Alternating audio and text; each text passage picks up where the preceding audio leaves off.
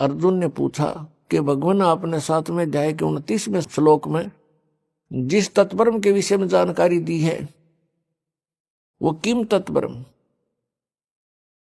उसका उत्तर गीता ज्ञानदाता ने 8वें अध्याय के 3रे श्लोक में दिया कि वो परम अक्षर ब्रह्म है। परम अक्षर ब्रह्म कहो, परम अक्षर पुरुष कहो, पुरुष माने भी परमात्मा और ब्रह्म माने भी परमात्मा, स्वामी प्रभु। अब यहां ये ब्रह्म जो है ये है सर्वब्रह्म, लेकिन ये ब्रह्म प्रसिद्ध हो रहा है। जैसे किसी विभाग में आप देखिएगा तो उस ऑफिस में कार्य करने वाले व्यक्ति अपने उच्च अधिकारी को, जैसे इरिगेशन डिपार्टमेंट है उसमें एक्शन ऑफिस होता है, तो एक्शन ऑफिस के अंतर्गत जितने भी वहां कर्मचारी, अधिकारी, सुप्रिटेंडेंट, क्लर्क उसके अंतर्गत कार्य करते हैं और अन्य जो एसडीओ जेई होते हैं, तो वो क्या कहते हैं कि साहब ने ऐसे बोला है। उनके लिए साहब अंडरस्टूड है कि एक्शन साहब, एक्शन साहब बार बार कहना अनिवार्य, वो आवश्यक नहीं समझते, वो साहब बोलते हैं। तो इसी प्रकार वो साहब प्रसिद्ध है उनके लिए, लेकिन उससे ऊपर बहुत साहब है। ऐसी साहब है, चीफ इंजीनियर साहब है, फिर इरिगेशन पावर मिनिस्टर साहब है, फिर मुख्यमंत्री साहब है, प्रधानमंत्री साहब है, राष्ट्रपति साहब है। तो ऐसे ये ब्रह्म जो है यहाँ के प्राणियों के लिए ब्रह्म प्रसिद्ध हो गया, भगवान प्रभु। इनके लिए ब्रह्म अंडरस्टूड है, इनका भगवान ब्रह्म कौन है, ज्योति निरंजन काल है। इसलिए इससे नेक्स्ट ब्रह्म की जानकारी देने के लिए परब्रह्म शब्द प्रयोग करना पड़ा। परब्रह्म यानी इससे नेक्स्ट ब्रह्म, इससे नेक्स्ट स्वामी, नेक्स्ट जो है अगला प्रभु। ब्रह्म माने गॉड, प्रभु राम स्वामी अल्लाह। तो इस गॉड से, इस प्रभु से जो यहाँ का प्रभु प्रसिद्ध हो रहा है, इससे नेक्स्ट जो है गॉड वो परब्रह्म कहलाता है। और एक पारब्रह्म, पारब्रह्म माने सबसे सुप्रीम, सबके पार, सबसे ऊपर, सबका ओवरऑल कंट्रोलर, वो पारब्रह्म है, उसको परम अक्षर ब्रह्म कहते हैं। ऐसे इस ब्रह्म पुरुष को समझना हमने। तो गीता जी अध्याय नंबर 15 के श्लोक 16 में 2 पुरुष बताए, 2 ब्रह्म बताए, 2 प्रभु, सरपुरुष, अक्षर पुरुष। और इन दोनों के अंतर्गत जितने प्राणी हैं वो सब नाशवान है और ये स्वयं भी नाशवान है। जीवात्मा किसी की नहीं मरती, वो तो पशु की भी नहीं मरती, पक्षी की भी नहीं मरती। तो 17वें श्लोक में 15वें अध्याय के में तुरंत कहा है कि उत्तम पुरुष है तू अन्य परमात्मा इति उदाहरते, यानी श्रेष्ठ परमात्मा, श्रेष्ठ ब्रह्म वो तो कोई और ही है। इन दोनों से अन्य है सरपुरुष और अक्षर पुरुष से। और परमात्मा इति उदाहरते, वो परमात्मा कहलाता है, वो श्रेष्ठ आत्मा है, वो परमात्मा है। और कौन है वो? ये लोकतरम आविष्य विवर्ती अवैश्वर, वो तीनों लोकों में प्रवेश करके सबका धारण पोषण करता है और वास्तव में वो अविनाशी परमेश्वर है। यहां वास्तव में अविनाशी परमेश्वर क्यों कहना पड़ा? क्योंकि अक्षर पुरुष का अर्थ भी अविनाशी पुरुष होता है। क्षर माने नाशवान, अक्षर माने जिसका नाश ना हो। लेकिन इस अक्षर पुरुष ये प्रसिद्ध है। जैसे किसी ने अपने लड़के का नाम कप्तान रख रखा है, अब कप्तान नाम रख लेने से कोई वो कैप्टन थोड़ा बन गया, तो ऐसा ही समझो। तो ये अक्षर पुरुष इसका नाम है क्योंकि ये थोड़ा चिरस्थायी है, इसलिए इस अक्षर पुरुष कहने लगे। अब यहां ये भी डिफाइन करना पड़ेगा कि अक्षर पुरुष कितना अक्षर पुरुष है। अब यहां सभी प्रभुओं की आयु का विवरण देते हैं। जैसे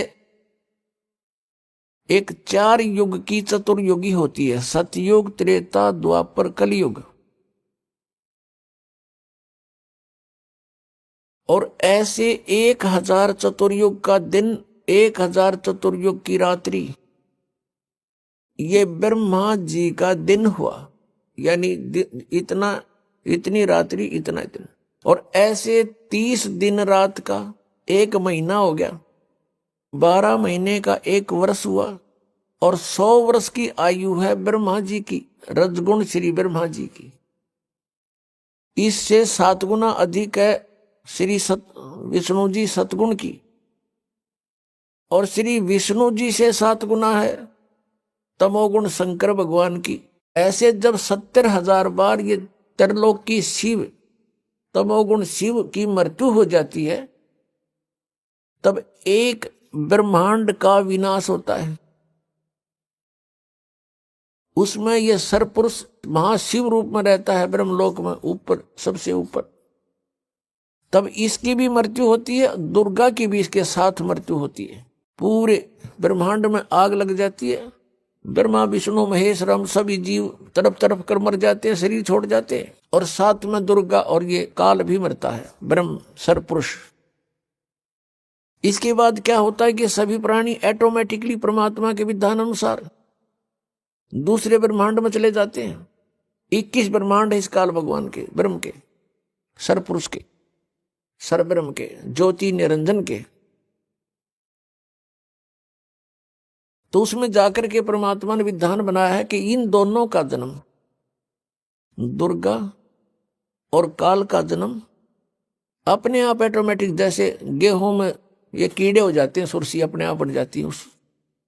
तो इन दोनों का तो ऑटोमेटिक परमात्मा विधान अनुसार युवा रूप में प्रकट हो जाते हैं। फिर ये अपने कुछ वचन से, कुछ अपने क्रियाओं से, अपना स्त्री पुरुष संबंध से ये 3 पुत्र उत्पन्न करते हैं। ब्रह्मा जी को रजगुण कर देते हैं प्रथम पुत्र को, द्वितीय को सतगुण युक्त, तीसरे को तमोगुण युक्त। और फिर अपने नए सिरे से उस ब्रह्मांड में सृष्टि स्थापित करते हैं।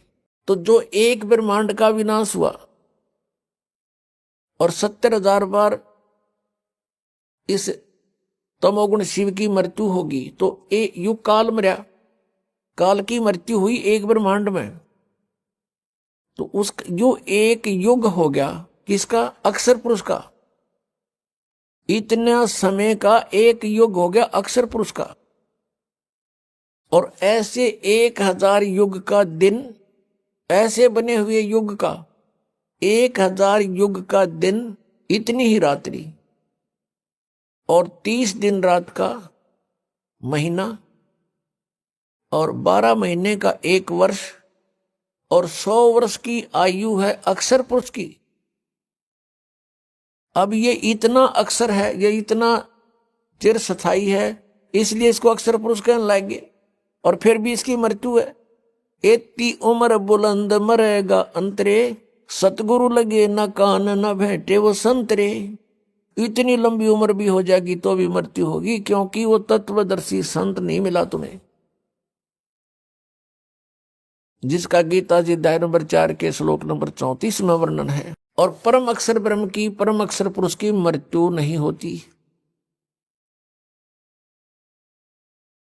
अपने आत्माओं, श्रीमद् भगवत गीता अध्याय नंबर 15 के श्लोक नंबर 16 में सरपुरुष और अक्षर पुरुष, सरपुरुष तो ये ब्रह्म है जिसकी ऐसे मृत्यु होती है इतने समय में, और अक्षर पुरुष इतनी लंबी उम्र, और इसलिए इसको अक्षर पुरुष कहने लगे, अविनाशी। लेकिन ये अविनाशी नहीं है, इसका विनाश होता। इसलिए गीता जी अध्याय नंबर 15 के श्लोक 17 में डिफाइन करना पड़ा कि उत्तम पुरुष है तू अन्य, वो श्रेष्ठ परमात्मा तो कोई और है। और परमात्मा इति उदारते, जिसको परमात्मा कहा जाता है वो है सही मायनों में परमात्मा, श्रेष्ठ आत्मा। और ये लोक त्रयम्, और वही तीनों लोकों में प्रवेश करके अविषय विवर्ती अवय ईश्वर है। वो अवय माने अविनाशी, अविनाशी परमेश्वर है वो। अब इसलिए इसमें स्पेशल कहना पड़ा, इसलिए कंसेप्ट को क्लियर करने के लिए। तो पुण्यात्माओं, इस तत्व ज्ञान को समझने के लिए हमने बहुत समय लगाना पड़ेगा। अभी तक तो हमारे अंदर अज्ञान भर रखा था, ठोक ठोक कर युगों से ठोक रखा है। और आत्मा कोई आज की थोड़ी है, ये तो जब से जन्मी है तभी से इस अज्ञान को अपने अंदर फीड करती आ रही है। इसके अंदर कोड वर्डों में सारा कुछ फीड है पिछले पूर्व जन्मों का।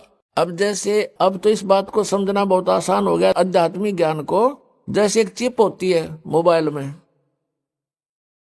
और उसमें 40-40 घंटे का 50 घंटे का सत्संग आ जाता है। और इतनी गो है कति, बिल्कुल। और ये तो एक परमात्मा द्वारा बनाए गए मनुष्य से बनाई गई है। और जिस परमात्मा ने मनुष्य भी बनाया वो क्या बना सकता है? तो हमारे अंतःकरण में, आत्मा में परमात्मा ने ये सब ऐसा सिस्टम फिट कर रखे। असंख्य जन्मों का रिकॉर्ड आपके अंदर कोड वर्डों में जमा है, तो वो हमारे अंदर फीड है। अब गीता जी अध्याय नंबर 11 के श्लोक नंबर 32 में ये गीता ज्ञान दाता कहता, मैं तो काल हूं और सब न खाऊंगा, सब न मारूंगा। घर में जाए के 21वें श्लोक में अर्जुन कह रहा है, भगवान आप तो देवताओं को भी खा रहे हो, कुछ आपकी जाड़ा में लटक रहे हैं और आपसे प्रार्थना कर रहे हैं, बख्श दो, मंगल हो, मंगल हो। वेदों के सतोत्रों से आपकी स्तुति भी कर रहे हैं, आप तो उनको भी खा रहे हो। तो यहां इसने स्पष्ट कर दिया, भाई मैं तो काल हूं और सब न खाऊंगा, तू ना युद्ध करेगा तो भी इनको मार डालूंगा। तो हम जहां रह रहे हैं ये काल है, और ये कसाई बताया परमात्मा ने। काल कसाई हस्त है, सर्वे लोक को खाए, अंकुश निर्गुण नाम का ये सतगुरु दर पकड़ा जावे। सतगुरु के दरबार में कबीर परमात्मा जब आते हैं और उसकी शरण में जैसे हम आ जाते हैं, जैसे अब इस दास को भेज दिया परमात्मा ने, अपनी वही पावर दे करके शक्ति दे दी। काम उन्हीं की शक्ति, उन्हीं के हाथ में रिमोट है इस दास का। तो अब इस परमात्मा की शरण में इस दास के माध्यम से आने से भी आपको उतना ही प्रोटेक्शन मिलेगा।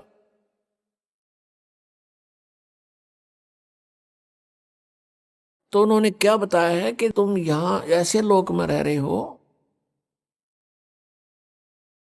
जैसे कसाई बकरे पालता है और वो सर्व सुविधाएं देता है अपने बकरों को स्वस्थ बना रखने के लिए। उनसे प्रजनन करवाता है, नर मादा को उसमें छोड़ देता है, और वो बोले बकरे बच्चे उत्पन्न करते हैं, बकरे बकरियां। और उनमें कितनी ममता होती है, किसी के बच्चे को दूसरा बकरा या बकरी टच कर देता है तो उसके साथ भिड़ने को पहुंच जाते हैं वो बकरे बकरियां, दूसरे उसके माता पिता, और खूब युद्ध करते हैं कि मेरे बच्चे को तूने क्यों सता दिया। और सभी सुविधाएं उनको प्राप्त होती हैं, यानी जलाशय बनाया हुआ होता है, उनके ऊपर शेड डाल रखा होता है, झोपड़ी, उनके लिए चरागाह बनाई होती है। अब वो बकरे ये सोचते हैं कि देख हमारा भगवान, हमारा स्वामी, हमारा प्रभु कितना दयालु है, हमारी कितनी केयर टेक करता है, कितनी देखभाल करता है, कितनी सुविधाओं का ध्यान करता है, कितना व्यवस्था कर रखी है। जिस कारण से वो उसको अपना एक दयालु स्वामी मानते हैं। और जब वो कसाई उन बकरों में आता है, उसको एक नेक इंसान मान के, अपना हितैषी जानकर वो भोली आत्माएं उसके, वो बकरे उसके पास आ जाते हैं। कोई तो उसको चाटता है, वो ऐसे हाथ लगाकर देखता है और वो प्यार करते हैं, जीभ से चाटते हैं उसको, अच्छा नेक आदमी मान के। और वो ये देख रहा होता है ये कितने किलो का हो गया, मांस कितना हो गया, ये कितने का बिकेगा। और वो भोली आत्मा उसको अपना मालिक मान रहे हैं। और कोई ऐसे दोनों पैर उठा कर उसको प्यार देने की चेष्टा करता है, यानी इतने उसके ऊपर कुर्बान हो जाते हैं वो भोली बकरे। और फिर वो देखते हैं कि जब ऑर्डर आता है उसको 10-20 बकरों का, तो वो ना देखता किसकी मां मरेगी, किसका बेटा मरेगा, किसी का भाई मरेगा, किसकी बहन मरेगी। डंडा लेकर और मोटे मोटे छांट लेता है और जाके कड़च कर देता है। बकरों में हाहाकार मच जाती है, वो भागते फिरते उसमें, पता है उनको कहाँ बिजली गिर गई। अब किसी का बेटा गया तो माँ रो रही है, किसी का भाई गया बहन रो रही है, चिल्ला रहे हैं बुरी तरह, वहां पर ब्याह म्याह करके करते रहे। उसने अपने वो पाल इसलिए रखे। तो परमात्मा कबीर जी ने आगे बताया कि आपके प्रभु की ये दशा है जैसे उस कसाई की है। अब यहां इस पृथ्वी से परमात्मा कबीर जी से तप करके प्राप्त करी, और इसमें हम अपनी गलती से इसके साथ आ गए। अब इसने हमारा दुरुपयोग किया है, हमें सताने का हर संभव प्रयत्न किया है। कारण क्या है कि ये चाहता है कि इनको जितना दुखी करूंगा उतना ही वो सतपुरुष कबीर साहब दुखी होगा, क्योंकि ये उसके बच्चे हैं। इसलिए इसने हमारे को यहां दुखी करने में कोई कसर नहीं छोड़ रखी। अन्य पशु पक्षी बना दिए, उसमें तो या उनको सिरे से ही सब कुछ कष्ट है, और फिर उन्हीं में से मच्छर हैं, सर्प हैं, सिंह हैं, शेर, और ये मनुष्य को मारने के लिए, इनको पीड़ा देने के लिए तैयार कर दिए। अन्य कीटाणु बना दिए जिनसे इनको इन्फेक्शन हो, मर जाए, इनका बीमारियां लग जाए। यानी कोई भी कसर उसने नहीं छोड़ रखी जो हमें वो दुखी कर सकता है, सब तरह से तंग कर रहा है। और हम फिर भी इसको भगवान मानते हैं, जा रहे हैं, क्योंकि हम देख रहे हैं कितनी अच्छी पृथ्वी है, इसमें फल फ्रूट लगे हुए हैं, बगीचे बने हुए हैं, झरने चल रहे हैं, सूर्य उदय हो रहा है, शीतल हवा चल रही है, काजू किस्म सेब संतरे मेवा लगी हुई है। हम ये सोचते हैं बड़ा भगवान, बड़ा दयालु परमात्मा, हमारी कितनी सुविधा कर रखी है। और तब वो भगवान कहाँ गया? किसी का बेटा मर गया, किसी की बेटी मर गई, एक्सीडेंट में मार दिया, कहाँ गया वो भगवान? वो दयालुता कहाँ गई उसकी? तो परमात्मा हमें याद दिलाते हैं, तुम उस लोक को छोड़ आए जहां तुम सुखी थे, मृत्यु नहीं होती थी, तुम्हारे अंदर वृद्ध अवस्था नहीं होती थी। अब यहां प्राणी वृद्ध अवस्था को कति पसंद नहीं करता, और मृत्यु को तो करना है किसने है? मृत्यु तो 90 वर्ष का, 95 वर्ष का हो गया व्यक्ति आशा करता है कि अभी जीवित और रहूं। आशा सभी करते हैं और करनी भी चाहिए, क्यों? तो जन्म हुआ, फिर मरे किस लिए? तो हम सभी इस चीज को बुरा मानते हैं कि ना तो बुढ़ापा होना चाहिए और ना मृत्यु होनी चाहिए। ये हमने घड़ी खटका है, और यहां डेफिनेट है, हम देख रहे हैं सभी में वृद्धावस्था आएगी, सब मरेंगे। अब हमने ऐसा क्यों लग रहा है? क्योंकि हम ऐसे स्थान पर रहा करते थे जहां जरा और मरण नहीं होता था, जरा मीन वृद्धावस्था। श्रीमद् भगवत गीता अध्याय नंबर 7 के श्लोक नंबर 29 में कहा है कि अर्जुन, जो जरा मरण मोक्षाय यतन्ति ते मम आश्रित है, मेरे ज्ञान का आश्रय करके जो जरा और मरण से छूटने के लिए यत्न कर रहे हैं, ते ब्रह्म तत्विदु कृष्णम अध्यात्म अखिलम च कर्मम, वो सारे अध्यात्म से और सभी कर्मों से और तत्ब्रह्म से परिचित है। वो केवल जरा और मरण से छूटने का प्रयत्न जो कर रहे हैं, वो किसी और वस्तु की डिमांड नहीं करते, तो वो उस तत्ब्रह्म से परिचित हो चुके हैं और सारे कर्मों से परिचित हो चुके हैं। और पूरे अध्यात्म ज्ञान से परिचित व्यक्ति ही जरा और मरण से छूटने के लिए प्रयत्न कर रहा है। तो जरा और मरण कहां नहीं होता? सतलोक के अंदर। शंखों लहर मेहर की उपज, कहर नहीं जा कोई, दास गरीब अचल अविनाशी, सुक्का सागर सोई। सतलोक के अंदर कहते शंखों लहर मेहर की उपजे। अब वहां हम सतलोक में रहा करते थे, हमारा ऐसा ही शरीर था जैसा आपका यहां पर है, लेकिन उसका मैटेरियल ये नहीं है। वो शुक्रम अकायम है, ऐसनाविरम है, माता पिता के योग से जैसे यहाँ शुक्र से बनता है, ऐसा वहां हमारा शरीर नहीं है। यहाँ 5 तत्व से बना हुआ है, वहां 1 तत्व से, नूर तत्व से बनता है। अब जैसे हमारा शरीर 5 तत्वों से बना हुआ है, इसमें कहीं तत्व दिखाई नहीं देता और कितना सुंदर हमें लगा है। इसी प्रकार उस नूर तत्व का वहां ऐसे परमात्मा ने व्यवस्था कर रखी है। हमारे आत्मा के ऊपर फिर एक कवर वो नूर तत्व से होगा और उसका 16 सूर्य जितना प्रकाश होगा, इतना तेज, इतना नूर होगा, उसका होगा मनुष्य सदृश ही। और वहां पर आपका पूरा परिवार होगा, आपका अलग से कुटुंब होगा, पूरा अलग से महल बने हुए हैं जिनको बने बनाए आप छोड़ आए। आपकी सारी व्यवस्था वहां पहले से बनी हुई है और एक व्यक्ति को यानी एक आत्मा को और उसके कुटुंब को, परिवार को वहां पर इस पृथ्वी जितना स्थान अकेले को प्राप्त है। उसमें बाग बगीचे, झरने, बहुत गुणे। अब ये बातें आपका ना समझ में आवे, और हम वहां इतने खुले स्थान पर रहते थे, इसलिए यहां पर भी हमारी वो टेंडेंसी है, हमारी वृत्ति वैसी ही है। हम क्या चाहते हैं, एक पार्क हो, कोठी हो, कोठी भी कई कमरियां की हो, ऊपर नीचे हो है, और खूब सैर सपट्टे करने, कार हो, स्पीड से जाओ और इधर उधर घूमे।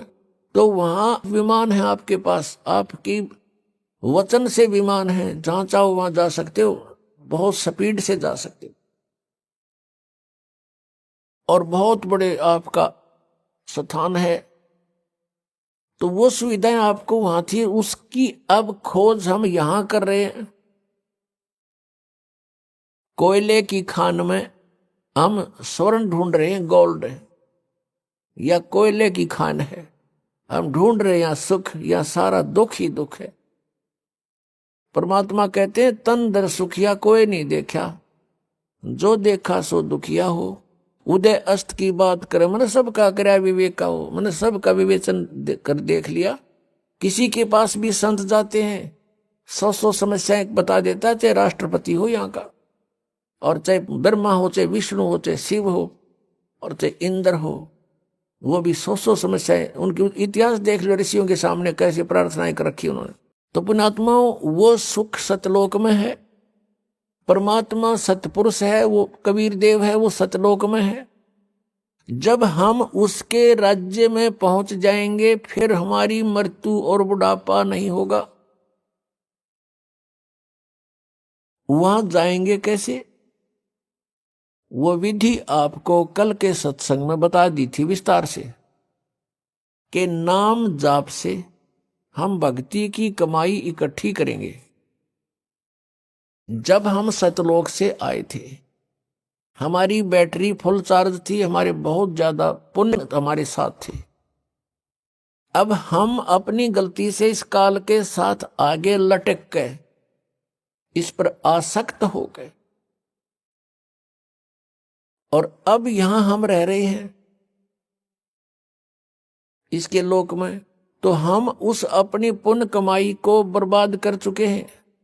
इसका ये रेस्टोरेंट है। अब जैसे ऊपर स्वर्ग बना रखे इसने, इस काल भगवान ने, वो स्वर्ग क्या है, स्वर्ग इज ए रेस्टोरेंट। और उस रेस्टोरेंट में जो किसी कोई जाता है तो उसका मालिक उससे चार्ज लेता है। जैसे कमरे का किराया, खाने का, जैसे खाने का खर्चा उसका 20 रुपए लगते हैं तो 50 रुपए चार्ज करता है, और वो उस रेस्टोरेंट में रहने वालों से चार्ज किया जाता है, और उनकी पूंजी समाप्त होती है, होटल वाले की पूंजी बढ़ती है। तो ऐसे ये काल भगवान ने रेस्टोरेंट बना रखे हैं जिनको ये स्वर्ग कहता है। वहां सारी सुविधाएं, बदमाशी, बकवाद, डांस, गाने, बड़े बड़े झरने बह रहे हैं, पार्क बने हुए हैं, वहां ये सैर सपट्टे करके स्वर्ग में अपने पुण्यों को नष्ट करके फिर दोबारा यहां पृथ्वी पर आ जाता है। तो पहले इसने हमको ऊपर रखा अपने महास्वर्ग में, जिसको ब्रह्मलोक कहते हैं, और ये स्वयं गुप्त रहता है। उसने वहां ब्रह्मलोक में एक इंद्र का लोक, एक महाइंद्र का लोक, और महाइंद्र के लोक में इसने ऊपर बना रखे हैं फिर नकली सतलोक यानी सच्चे सतलोक की, रियल सतलोक की डुप्लीकेट नकल बना कर यहाँ स्थापित कर दिए कि कल को इनको कोई बताने आ भी जावे सतलोक वाला कोई परमात्मा या उसका कोई भेजा हुआ दूत, तो ये भ्रमित रहे कि यहाँ है सतलोक, इसी में धक्के खाते रहे। तो नकली सतलोक, अलखलोक, अगमलोक, अकय लोक यहां बना रखे हैं काल ने इस ब्रह्मलोक के अंदर। तो हमें पहले वहां रखा और चार्ज हमारे से शुरू कर दिया। फिर हमें जब हमारी पूंजी कुछ कम हुई तो नीचे वाले स्वर्ग में रखा, जहां इंद्र का लोक एक अलग से है, कॉमन स्वर्ग बोलते हैं उसको। और उससे उसमें भी जब पुण्य समाप्त हुए पृथ्वी पर मनुष्य बनाकर पटक दिया, यहां जन्म दे दिया स्त्री पुरुष बना करके। फिर यहां पर हमारे इतने पाप इकट्ठे होते चले गए।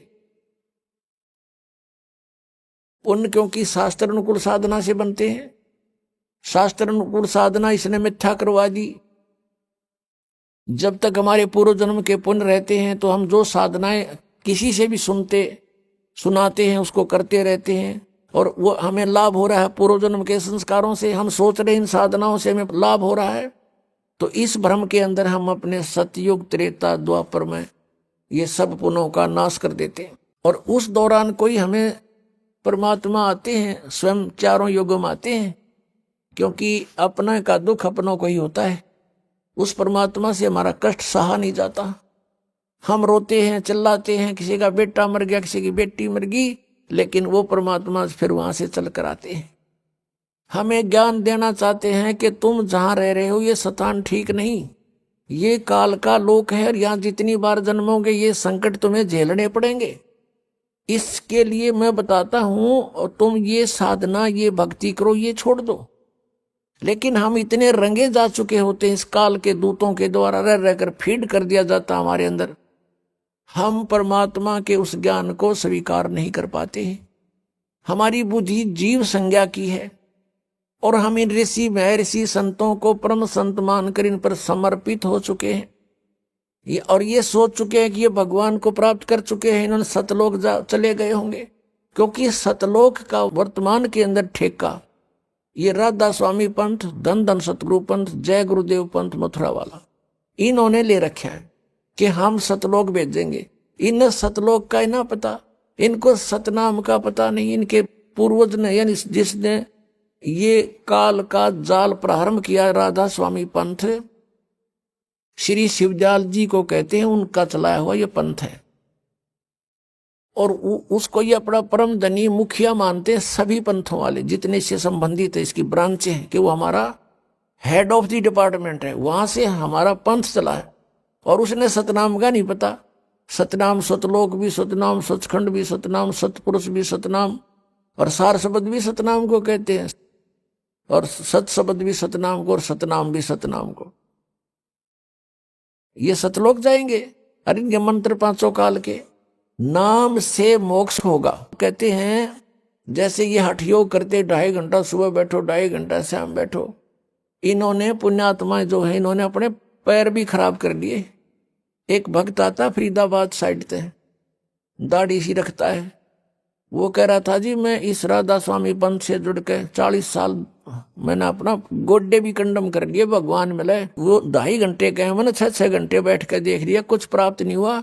लेकिन मैं प्रभुता के कारण, और मुझे पूछते कि आपने तो 40 वर्ष हो गए साधना करते, कुछ दिखा होगा? कहाँ सब कुछ दिखता है मुझे। और दिखा, मैंने खक नहीं था, मैं झूठ बोला करता था अपनी प्रभुता बनाए रखने के लिए। कहा मुझे सब कुछ दिखता है, ऊपर के मंडल दिखते हैं, सतनाम दिखाई देता है, सतनाम के अंदर सतलोक में फलान।